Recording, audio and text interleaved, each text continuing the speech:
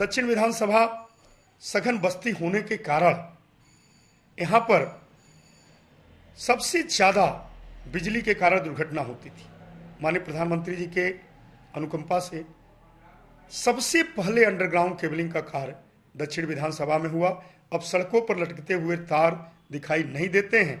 साथ ही साथ एक पुरातन लुक के साथ दक्षिण विधानसभा की लाइटिंग हो, इस भाव को लेकर के हेरिटेज लाइट भी लग चुकी हैं और उसका प्रकाश होता है एक अद्भुत तरीके की। ये जो है पीडीएस योजना नहीं है, इन लोगों ने इस योजना का नाम बदला है। ये शहर के अंदर जितने भी केबल हैं, बिजली के तार हैं, उसको अंडरग्राउंड करने की योजना उत्तर प्रदेश में 2007 से लागू है। अब उसका नाम ये पीडीएस कर दें या कुछ भी कर दें वो अलग बात है, और वो तब से अभी तक कंटिन्यूअस चली आ रही है। अभी भी वो काम पूरा नहीं हुआ। ये 2007 की योजना है। हेरिटेज लाइट लग गई है, बता रहे हैं अद्भुत प्रकार से। उसको हेरिटेज लाइट मत कहें, बल्कि कह दें कि चाइना के झालर लग गए हैं। स्वदेशी की बात करते हैं और झालर भी चाइना से मंगाते हैं। तो एक यही काम सरकार ने किया है कि हर सरकारी बिल्डिंगों पे चाइना की झालर लगवा दिया है। पानी की पेयजल की समस्या दक्षिण विधानसभा में मां गंगा के तीर पर होने के बावजूद भी बहुत बड़ी समस्या व्याप्त थी। उस भाव को लेकर के भी काम किया गया। आज 2017 के बाद विभिन्न वार्डों में छोटे बड़े 30 से ज्यादा बड़े और छोटे नलकूप लगाए जा चुके हैं, जिसके द्वारा पानी की समस्याएं दूर हो गई। जब केंद्र में यूपीए की सरकार थी, उस समय राजीव गांधी पेयजल मिशन योजना लागू थी। उस समय पूरे उत्तर प्रदेश के जितने महानगर हैं, हर महानगरों में पैसा आया था उसके लिए। उसमें काम चिन्हित किए गए थे। बनारस में पानी की टंकियां लगनी थी, तमाम सारे ट्यूबवेल, छोटे ट्यूबवेल, बड़े ट्यूबवेल लगने थे, और पानी की पाइपलाइनें बिछनी थी। ये तब की योजना चल रही है, जिसको आज वर्तमान विधायक जी दावा कर रहे हैं कि ये हमारे यहाँ इतने ट्यूबवेल लग गए। अब लगे कितने लगे नहीं लगे हैं अभी तो मैं नहीं बता पाऊंगा, क्योंकि मैं सब तो देख नहीं रहा हूँ। ये उस क्षेत्र के लोग बता पाएंगे। लेकिन ये योजना पुरानी योजना है, इसमें वर्तमान की सरकार का कोई योगदान नहीं है। घाट हमारे यहाँ के घाटों की श्रृंखला प्रत्येक विदेशी सैलानी पर्यटकों के लिए एक अद्भुत और अनोखी चीज होती है। मां गंगा की लहरों में नाव से घाटों पर वो भ्रमण करता था, लेकिन घाटों की श्रृंखला टूटी हुई थी। सीवर के मलजल वहां बहते थे, काफी गंदगी होती थी घाटों पर। केवल मेरी विधानसभा में, दक्षिण विधानसभा में जुड़े हुए घाटों में 17 घाट टूट गए थे। एक दूसरे से उनकी कनेक्टिविटी खराब हो गई थी। लेकिन माननीय प्रधानमंत्री जी के अनुकंपा से, उनकी कृपा से आज सभी घाट सुंदर बन चुके हैं। तो सरकारी विभाग के अधिकारी कर्मचारी, कभी प्रदूषण के लोग, कभी नगर निगम के लोग, बिला वजह उनको प्रताड़ित करते थे, यह कह करके कि आपके नाव में जो मोटर लगा है वो धुआं निकलता है।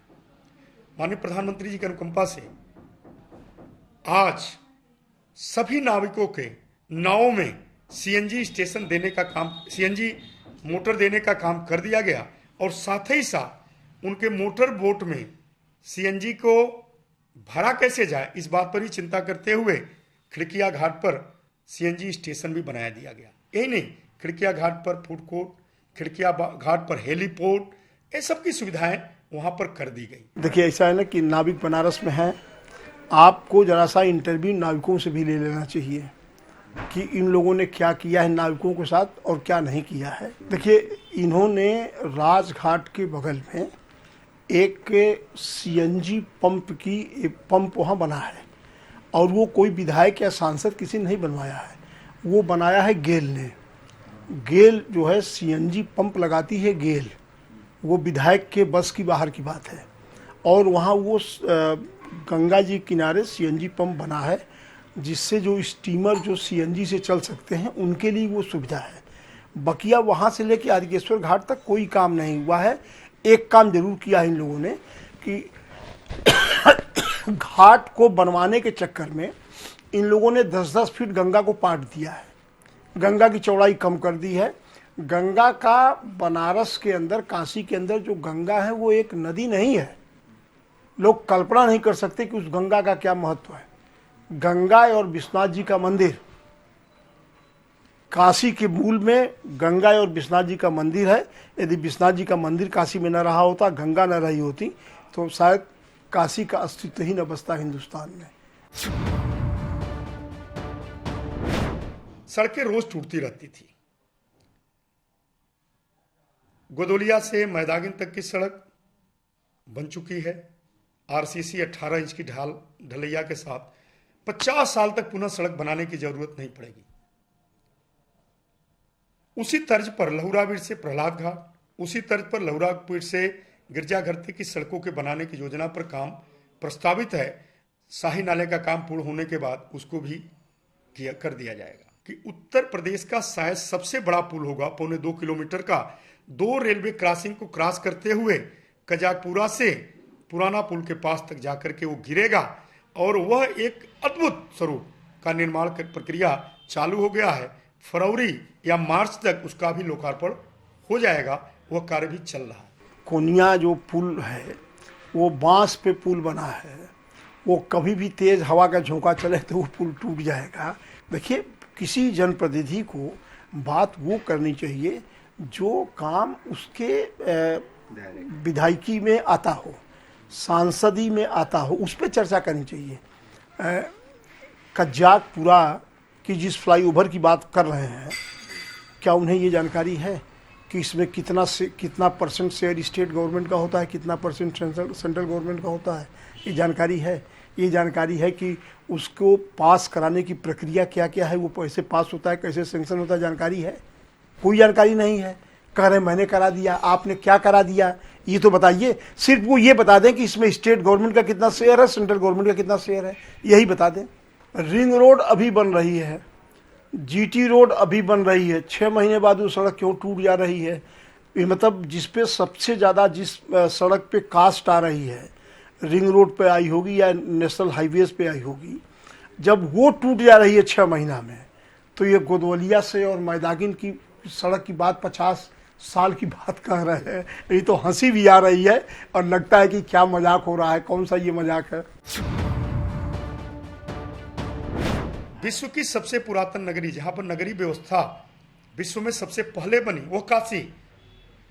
उस काशी में सीवेज ट्रीटमेंट प्लांट्स फंक्शनल नहीं थे और मैक्सिमम जल या तो वरुणा में जाते थे या मां गंगा में जाते थे। माननीय प्रधानमंत्री जी के अनुकंपा से 2017 के बाद जब आदरणीय योगी जी की सरकार बनी, 2 एसटीपी फंक्शनल हो गए, गोईठा के और दीनापुर के। और जो घाटों के पर सीधे मलजल जाता था मां गंगा में, वह जल अब पूरी तरह से एसटीपी में जाता है। जो थोड़ा बहुत बचा है उसके लिए भी शाही नाले के सफाई का कार्य चल रहा है। जब भी पूर्णता प्राप्त होगा, शाही नाले की सफाई के साथ ही वो सभी मलजल एसटीपी में चले जाएंगे। उन गलियों को, उन शाही नाले के सफाई पर किसी ने काम नहीं किया। आज माननीय प्रधानमंत्री जी के अनुकंपा से शाही नाले के सफाई का कार्य अंतिम पड़ाव में है और 1 महीने के अंदर वो पूर्ण हो जाएगा। अभी आप गोदोलिया से लहुराबीर जो डिवाइडर बना है सड़क के किनारे, उस पर बड़ा जो है लोहे की पाइप लगी हुई है, आज की तारीख में भी लगी हुई है। अब वो सफाई चल रही है पिछले 12 सालों से, अभी कई साल तक चलेगी उसका कोई भरोसा नहीं।